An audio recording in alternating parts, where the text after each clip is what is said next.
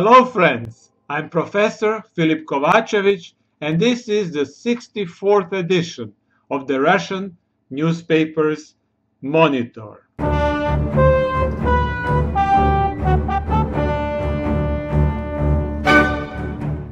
I hope you are doing well today. Thank you for your feedback and your support for Newsbud. We at Newsbud are dedicated to providing you with news and geopolitical analysis with objectivity and integrity.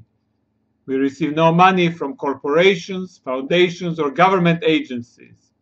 We are supported solely by you, our viewers and members of the Newsbud community. Thank you once again. In this edition of the Russian newspaper's Monitor, I will talk about the recent escalation of fighting in Syria, including the drone attacks against the Russian military bases there. In addition, I will discuss the European Union's attempt to use the World Trade Organization as an instrument of economic pressure against Russia.